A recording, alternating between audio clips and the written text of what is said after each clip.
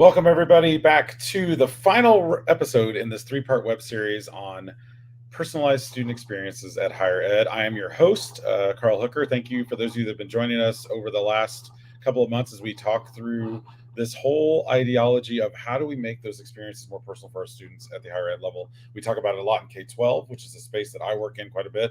I'm an educational consultant. I'm an author and speaker from Austin, Texas. And be sure to check out the previous episodes. If you've missed any of the previous two episodes, those are available on my Twitter page, a LinkedIn page, and my YouTube page. And of course, after this is over, we will send you links to all of the previous episodes as well. Before I introduce our guest, just a couple other housekeeping items. This webinar is being recorded. It'll be available, as I mentioned, afterwards. We do have chat enabled. So if you're joining us live right now, and I see a couple people are, if you're joining us live right now, you can comment on LinkedIn, you can comment on YouTube or Twitter, and we'll see the comments pop up. We invite you to be a part of this conversation. Of course, we love to involve our attendees in the conversation. So as questions are posed to the panelists, feel free to share your own thoughts if you like. We might even show them up on the screen. This will be an action-packed, about a 30-minute webisode. We might have a little bit of time at the end to do audience questions. So if there's something you want, just make sure you throw those into the chat of whatever platform you're watching in. And again, this webinar is titled Personalized Student Experiences in Higher Ed. And I just need to share something real quick with you. Let me make sure I got my links up here. Yeah.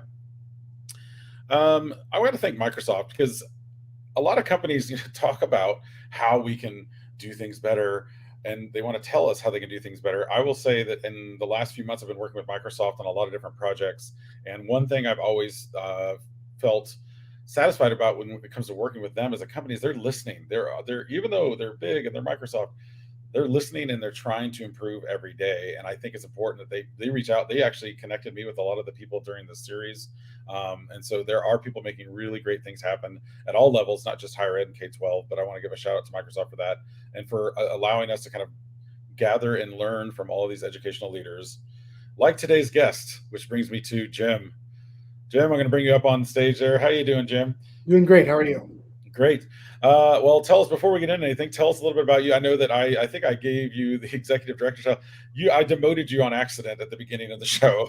Tell us what your actual title is, and then a little bit about you and what you do. Yeah, absolutely. Well, one, thrilled to be here. So my name's Jim Raber. I'm the Associate CIO at Kent State University. So Kent is located in Northeast Ohio. We are a pretty large school. We've got around 32,000 students. I've been with Kent for, it'll be 20 years in October. So been around a little while. You see some change happen, I guess, in that 20 years, maybe? Just a little bit. Yeah. A little bit, yep. So, Kent is a multi-campus institution. We've got a total of 8 campuses. Underneath my purview are things like our infrastructure, our network, our security, all of our desktop support, training, classroom technology, those sorts of things. So I've got a pretty big chunk of the portfolio. But it's one of those things, it's been almost 20 years, but when you like what you do, it goes by in a hurry. I'm going to assume that you have your phone on off because I'm guessing in your role, you probably get the phone ringing quite a bit. And it's usually not someone saying, "Hey, I just want to let you know the Wi-Fi is great, Jim. Thank you for everything." Yeah, no, I don't typically get those sorts of comments. Well, thank you so much. I'm excited to hear from your expertise. Again, that especially that 20 years of experience. I've been in education for 24 years, on the K-12 side. And there's a lot of things that change over that time, a lot of different challenges. It seems like over the years, something else has popped up. Of course, 2020 was a massive challenge for all of us to figure things out. What do you say, like, not just kind of thinking in your current role and talking with colleagues around the space in higher ed, what do you see are some of the bigger challenges that we're kind of all having to wrestle with in that field? Yeah, so there's a couple of them that really stand out to me. So one, security is always going to be a big challenge. You start thinking about whether it's bad actors or pretty much all of our systems, everything that you do at a university has some sort of underlying technology. So trying to make sure that people are doing their work in a safe way and treating data with treating it as an asset becomes really, really important. Budget, of course, we are, as a public institution, money is finite. So how do we make the best use of our investments? Staffing, that seems to be less of an issue than it was when we were going through the Great Resignation. There was a lot of turnover, but things like that are certainly come to mind. And there's certainly some more topical stuff. So you start thinking about generative AI and things like Chat GPT. How does the university respond to something like that? Because it certainly has the ingredients to be disruptive. And then, as you kind of teased, right, we just went through a big pandemic, and we had lots of changes that happened in a very small period of time. And now that the pandemic is starting to kind of go into the background, there's a lot of changes that were really, really, transformational to how an organization runs, that were very, very good. So as we kind of go back into kind of life pre-pandemic, what if that needs to stay, right? What Right. digital transformations happened that we want to hold on to because things actually got better? And then also, there's also things like augmented reality, the metaverse. There's all sorts of technology out there, that has really developed a lot of maturity over the past couple of years. And what if that is applicable to higher ed? How can that transform the student experience and the learning experience? Yeah, let me follow up on that question specifically, that part you just mentioned, because I know how the mechanisms work at the K-12 space, but not so much on the higher ed space. So when these new applications are coming out, like you said, AI, AR, all the new things around VR, Apple's new Provision goggles, I'm sure you're going to get one of those for each of your students, right, for 35. But as all these things are coming out, what's your process? Like, how quickly can you get things turned around for staff, or whether it be onboarding it or training them? What does that look like, just in terms? Because I feel like that's also a challenge that we have at K-12. That's why I wonder what it's like at higher ed. It is definitely a challenge, and the big thing is you need to have good partners, right? So some areas are certainly going to be more receptive of technology change like that than others. So it's the way I kind of look at it is you run with the people that want to run, you walk with the people that want to walk, and you be available to answer questions for those that are thinking about it. Kind of to give a sort of a case example of where we had a really good partner when the pandemic really kind of made itself known, and we had to pivot a lot of technology. One of the colleges, we have a college of podiatric medicine, and one of the things as part of that curriculum is there's a human anatomy, dissection thing that has to happen. So when you're dealing with a global pandemic, trying to have 10, 12 people around a cadaver that's doing dissection, that when you're trying to practice things like social distancing, that becomes really, really challenging.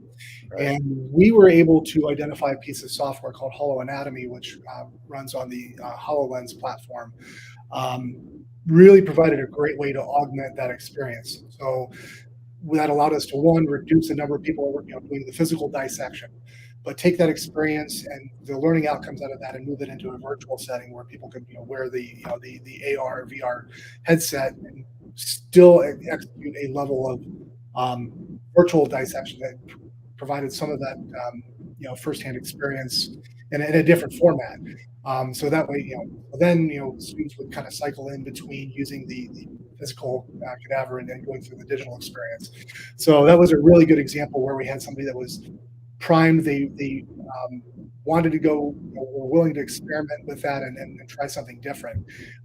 So what required, from our perspective, is really to understand the technology, how to support it, and then make sure that things like network and all the pieces that feed those sorts of data, those platforms, that it had the right data, had the right applications to be able to make use of the tech. Yeah, there's definitely some port issues that I had to run into too. We got those first rounds of Oculus lenses. So just as the technology comes in, like you said, you're gonna have to make sure you stay abreast of, like, how do they connect? How do we support them? What does the support model even look like? Because some companies, there may be newer ones. You obviously want to go with vetted companies as much as possible. Really creating this personalized experience, like you're just explaining there with the cadavers, and giving each student their own kind of unique experience, whether it be in person or with the goggles. What does that mean to you in terms of how does that all work? Because it's in one hand, we know it's easier if we standardize everything in terms of equipment, right? On the tech side, I know it is. But on the other hand, sometimes you might have to differentiate a little bit to make those experiences a little more personal. So what does it look like? What does it mean to you, first of all, when I say that word, personalized student experiences? And then how does that all work in higher ed? Yeah. So when you say personalized experiences, my head goes in kind of two different trajectories. One's around learning, right? So student has a bit baseline level of knowledge, right? So to get them to the next level, not everyone is going to have the exact same background or may even have different classes or have different success levels in those classes. So looking at things like adaptive learning platforms that meet students where they are become pretty important. We certainly have some of that within some of our math sections.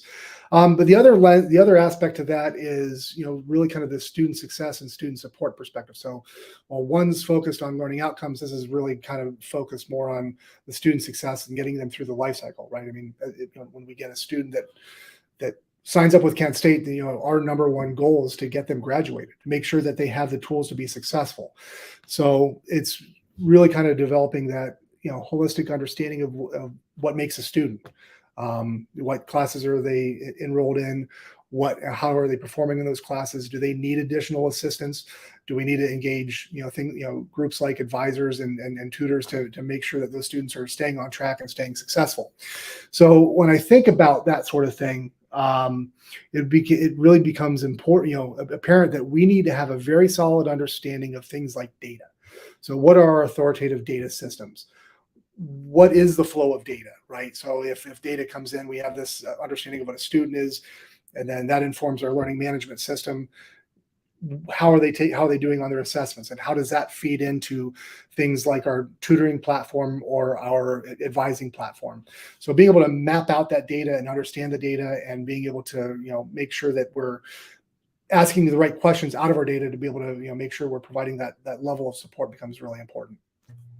It dawns on me that in that 20-year time, how much technology is really everything that's you're talking about, all the data flows, all the analytics that's running through that, now the artificial intelligence layer that's on top of it. That's a lot to put on any tech person to manage. And when you're also talking about students all with their own devices and hardware, how does infrastructure really play a role in all this? Like, what can we do? I've heard some colleges are starting to do some unique things and trying to kind of unify a lot of the back end stuff while still allowing the front end to be personal. So how does that work? What are you working on there at Kent State to kind of make? You've talked a little bit about some of the back end stuff you're working on now, but to get to that personalized student experience, how do we make that happen? Yeah, so I mean, one of the things that we've tried to do is really kind of label our systems, what's authoritative and what is downstream of that. So having a very clear picture of the flow of data becomes really important, and then from there you look at things like our reporting platforms. We are actively building out a data lake right now. So trying to make sure that the data from our systems that serve certain purposes are offering that data to the data lake in a centralized fashion becomes really important. And then from there, we try to position and expose that data to whether it's things like reporting platforms or business intelligence solutions to help understand you know, and be able to address those sorts of questions. The other thing that really kind of, when we start thinking about personalized student experiences, some of it, if you look at it from a network perspective, if you're signing up for a class, and one of the things that a faculty member wants to do is have people do wireless screen sharing. They work on a group project and they want to display it to the rest of the class. Well, when you're dealing with a large university where there's 120 buildings, how do you make it so that it's not open to all 32,000 students to share their content to any classroom on campus, right? It needs to be topical. So trying to engineer our network systems to be able to okay, I know that I'm in this building, and more importantly, I'm on this floor. So therefore, if we want to offer up screen sharing, that faculty can be at the controls to turn that on and off, and then only people within a certain proximity should be able to display the content. If you took off those controls, I mean, who knows what sort of horrible things might get displayed in an era where things like Zoom bombing and whatnot have popped up during the pandemic. It's college students can be pretty creative. I would say not just college students, by the way, because we did have some middle school students in my district do the exact thing you talked about, because we had everything on the same VLAN, so it was a big mess when they found out that they could share it to the elementary classrooms and we didn't have any restrictions on it. But I digress. Did I mention I'm no longer employed? No. Now you know why. No. But you're right, and I think those systems, the complexity of what you're talking about. I think some of it, some of the help with AI will help automate some of that for you too, to help with. I just can't imagine, like I said, supporting so many campuses, so many different environments too. And then you've got the idea of, okay, now we're going to have something new come on, because I'm sure in the last 20 years you've done some new things probably every 5 minutes. Now you have to deal with like that, communicating that change out to your staff. Like, how do you get them to be like, okay, we just got comfortable with, whatever the system was that we're using. Now you're throwing another one. I hear that all the time in the K-12 space. So making them comfortable for change, like what are some of the things your department does to kind of help with that? Yeah, no, this is a great question, and it's one that we spend a lot of time focusing on. And I'll tell you that, I mean, it's one of those things that there is no perfect solution. This is the thing that it's always going to be iterative, right? I mean, because when you're talking about trying to keep people in the loop and managing change, there's always a way to do that better. So some of the things that we've done that have been that would view as successful when we're doing large initiatives, it's trying to bring the stakeholders into the circle early, right? I mean, being in IT, much of what we do is not because IT wants to do a thing. There is some of that. When you think about things like security, there are things that we need to do to look after our digital real estate. Sure. But generally speaking, we're a service provider, a service enabler. So trying to make sure that the right people are at the table, having conversations early on, understanding the impact of what a change is going to be, and then as you start down the path of implementing a new service or a new solution or changing a service and a new solution, it's having those conversations. Here's the change. Here's the impact of the change, and then from there, trying to measure what your communication campaign needs to be around that. Just to give you an example, one of the things that we did recently, actually, we're kind of in the tail end of this, we changed mail platforms. And about 32,000 students. It used to be that all faculty and staff were on one platform and students were on another platform. And one of the things that we wanted to do was get everyone on a common platform. And you start thinking about, okay, 32,000 students. How do you do that and not do it over the course of a decade, right? I mean, you wanted to act with velocity with it. Right. So from there, early on, we had conversations with our student governance groups, undergraduate student senate, graduate student senate, saying, hey, these are the things that we need to get done. A lot of that was done. I mean, that particular effort was done for a couple reasons. One was from a security perspective. We want to, that we have better controls on one platform around things like phishing and being able to prevent malware within one environment. So that was one of the factors into it. But the other aspect was the student experience. I mean, having students on a different calendaring platform than our faculty and staff created its own challenge. So one was talking to the stakeholders, in this case the students, being like, hey, these are the drivers for it. Talk to me about what timing, right? I mean, there's no ideal time to change somebody's mail platform. Right. When should we be doing this? And knowing that we want to be somewhat flexible, that being that there is no perfect time, what do we need? How can we accommodate those that where we pick a date isn't good for somebody? How do we want to be able to adjust to that and still hit the finish line? And then from there, wrapping your processes around that. So, for example, the mail migration, we had a process that allowed people to do a deferment in their mail migration. Everyone else, we had an opt-in period where people could go right now if they're ready to. And then from there, everyone else, the vast majority of the population, we did that over a set period of time. We got it done in something like 2 months. It was very, very rapid. And yes. One of the things that we spent a lot of time on, we partnered with folks like our marketing department and student affairs, basically the core stakeholders, and shaping what the message to that population, the student population. So the announcement message is super important. Here's what we're doing and why we're doing it. Here's what's not changing. As the migrations are happening, letting people know a week in advance, reminding them the day before, sending them the last message in their old platform. Hey, you know what? This is how you need to fix your stuff to get your email. And then when they hopped into the new platform, here's the welcome message. Hey, here's a reminder on how to configure your things and some safeguards that you should pay attention to. So I'm happy to say that after getting through 32,000 accounts, we had something like 62 help desk tickets, which were really small. Yeah, that is that. Well, so we did mail migration too, and I tried. I didn't do half the things you. I wish I would have spoken to you 10 years ago, because same thing. We were like, "What? Pick a date. What's going to be in the middle of June?" Football coaches were mad because they're running camps. Everybody's got an exception. And then finally, same with us. It took us. We were a little longer than 2 months, but by the time we got to the end, it was my superintendent ultimately who came to me and said, "Can we just go back to the old one because I like the way that it would set up kind of the name list." I was like, "Oh my goodness!" I was like, "Really?"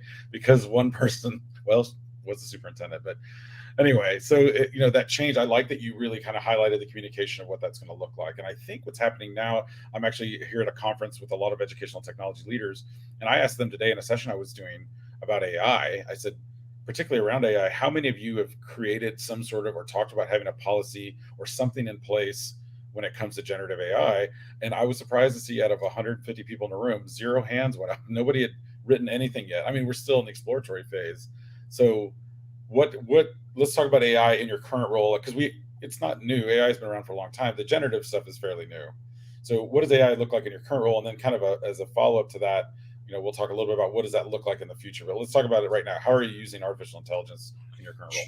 Sure. So there's a couple use cases that I think that are pretty interesting. So we had a faculty member that was one of the early adopters of Microsoft Teams, and she had worked with us to help build out some knowledge around things like her syllabus and timing of events, and she had a very high enrollment class. And we configured a chat bot to interact with it to basically take a lot of those very basic rudimentary questions like, well, when's this due? When is my next assignment? Blah, blah, blah, blah, blah. Those sorts of things, which, I mean, you want to provide, Right. that level of, students are going to have those questions, and you need to be able to, be able to answer those. But when you're dealing with a high enrollment class and, it's an online class, it's 24/7. Who knows what time the student's going to be taking the class. So being able to position a chatbot to be able to answer those sorts of things and be able to develop the knowledge around that was a really interesting use case. And thankfully, the faculty member was she's always on the one of the faculty that we have that's always on the bleeding edge of tech, and was willing to experiment with us, and it proved to be pretty interesting.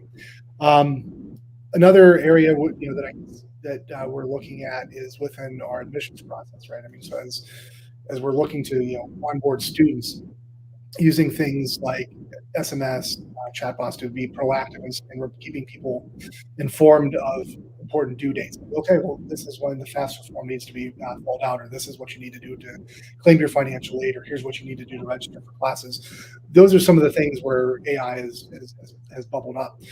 More recently, and this is kind of a lead into our next topic, generative chat is certainly sparked an awful lot of conversation. How does the university view that?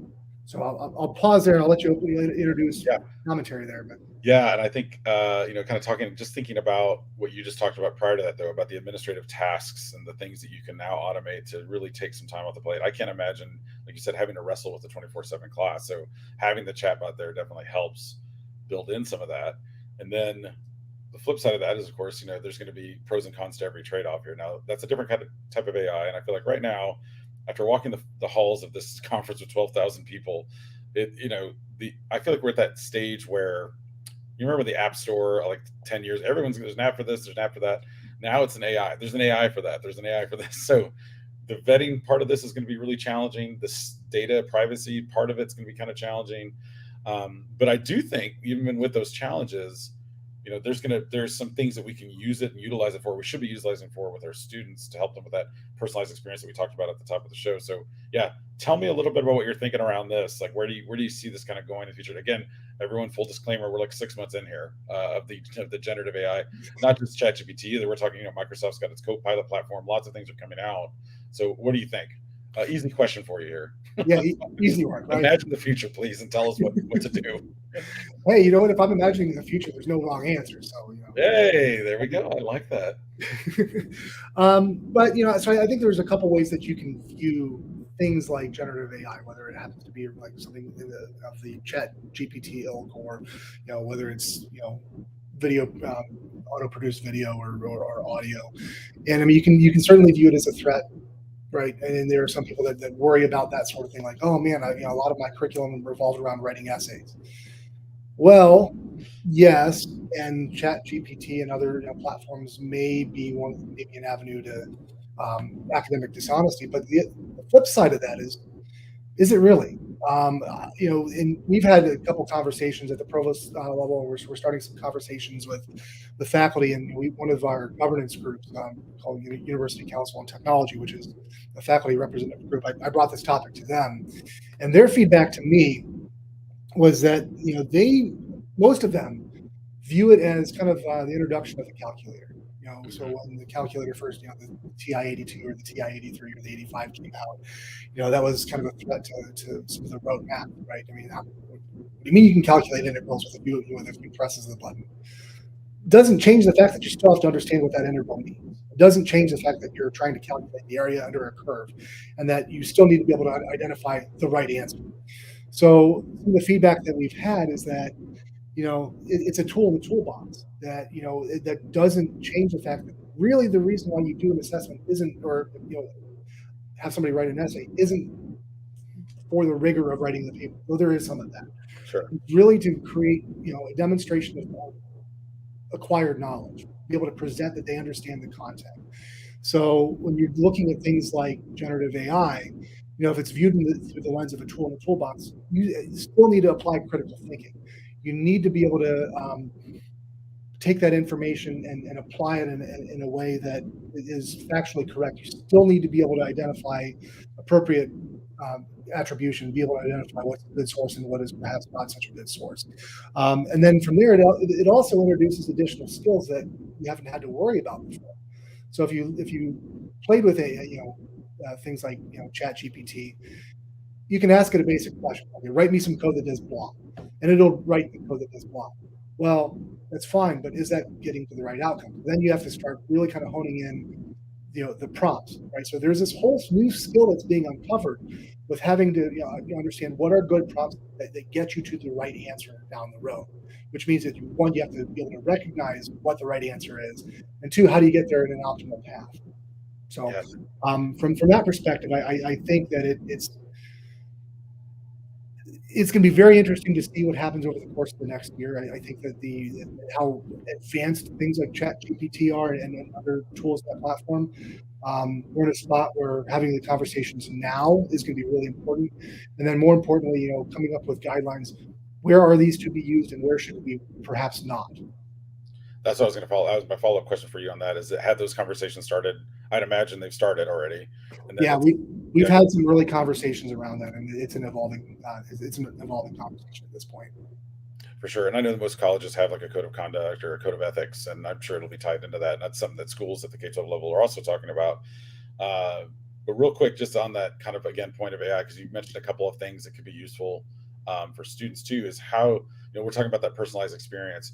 Is there a way, do you think, that AI in the future will really help? And maybe it's creating playlists. I'm trying to think of like different algorithms that could help a student when they're in their learning journey.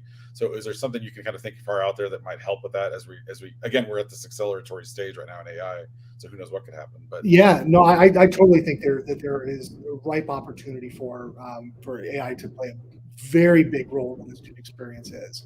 Right, you start thinking around what a student does, right? So yeah, they go to class. A lot of cases they work a job.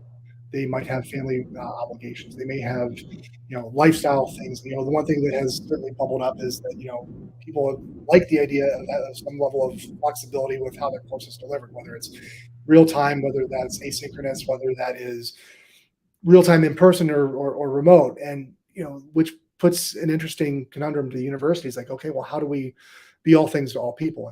And I don't know that you can be, but where I can see things like AI being helpful is, okay, here's the criteria of what I want my student experience to be, and it does the hard work of combing through things like course catalogs and programs and understanding what the student wants career wise down the road, to help with things like career or degree selection and creating of those courses, and then keeping students on track along the way to make sure that they're meeting the learning outcomes that they need to be able to continue to progress.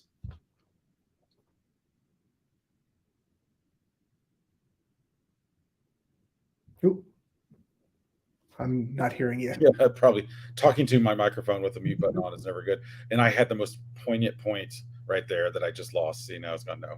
I was going to say a shout out here from our LinkedIn user talking about the analogy used on the calculator, and that's true. And I think that's guiding us more toward, what is truly deeper conversations, because like just like the calculator, as you mentioned, kind of help with some of those lower level. You still need to learn what do they all mean if you want to get deeper into these conversations. So I'm excited about what the path looks like in the future, and I think those folks at Kent State are excited to have you as a part of it, because you sound like someone who's not only careful of the security side of things, but you're also keeping your eye toward that future, which I think is such a vital part of a role that you play. So, Jim, thank you for joining us, and remind us, where can we find out more about you and your work? Where can we find people want to call you? No, just give me your phone number. No, don't do that. No.